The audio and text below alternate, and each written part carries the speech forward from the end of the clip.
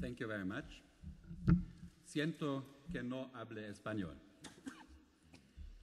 My topic is methods of teaching world history in German universities, but for that I do have to start with school.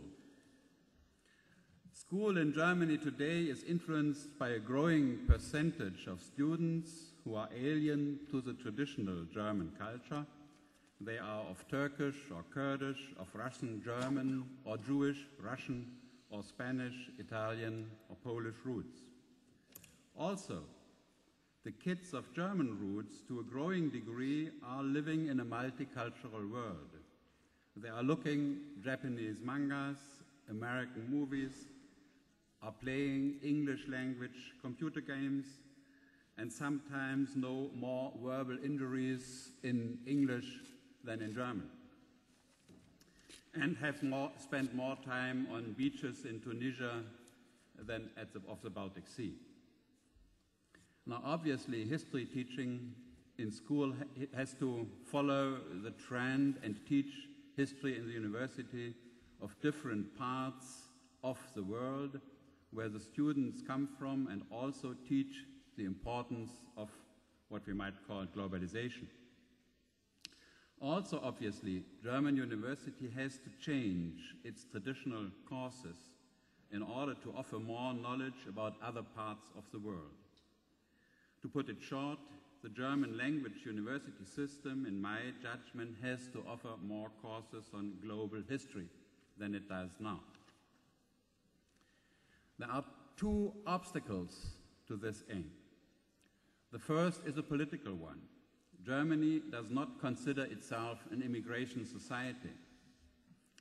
Although more than 15 million people from other parts of the globe did in fact immigrate during the last 20 years, not counting the Germans migrating west following 1945, and about 9% of the German population today does not have German nationality, the idea is that German identity stems somewhere from our forefathers.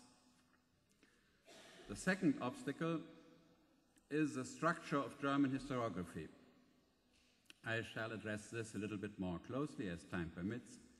In the tradition of Ranke, German university emphasizes the hagiographic tradition, puts weight on research about small units for which it is possible to really read the sources yourself. Of course, in global history, you have to rely more on general overviews than on research in detail.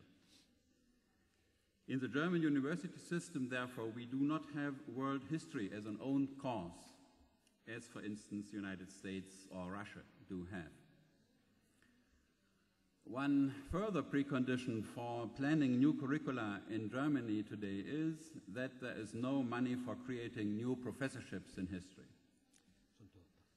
This simply does mean that it is of no effect to plan curricula for global history, which would imply new costs. Everything has to be planned using existing means. Now that means that we have to use the system of the German university following the fields which are represented. The German university is organized along periods, ancient history, medieval, etc. It's organized along systematic approaches like economic and social history, religious history, etc. It's organized along regional specifications, area studies. In most German universities, regional studies of the regions in the narrow sense of the word are taught, and in many there are area studies for Eastern Europe. But only in very few universities there is history of Western Europe, of Southern Europe, of Latin America, or the United States by that. Fourth point, the poor teaching possibilities in these cases to some degree are filled up with teaching on knowledge about the country in the courses teaching foreign languages and literature in English, French, Spanish, and Russian. At a meeting of Historia a Debate, it may be most important to note that the poor representation of Spanish and Latin American history in Germany also to some degree is filled up by Landeskunde in Spanish, in foreign language, in German schools. Also, there are some institutions for Jewish studies, but very few for Asian and other world studies, African studies, for instance. There have been some attempts to make up for the poor institutional setting for world history by founding Vereine, for instance, the Verein für Geschichte des Weltsystems, which I represent here, which is sponsoring the Zeitschrift für Weltgeschichte. But there is something done in the universities. The University of Vienna is developing a master's in global history. The universities of Leipzig, Vienna, and Luxembourg are cooperating with Wrocław and the London School of Economics to develop curricula in cooperation in global history. Also in Hanover, we have some such attempts. But how can we integrate this new field into university curricula on world history as it attempted? The following methods proved to be usable. The first, cooperative lectures, where colleagues from different area studies lecture together following one plan. We have organized such cooperative lectures, Ringvorlesungen in Germany, in Hanover and in Vienna, and also in Leipzig.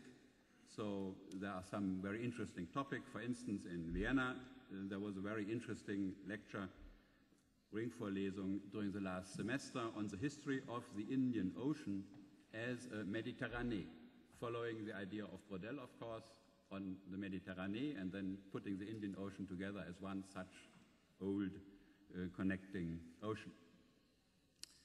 Second, chronological overviews, also in lectures.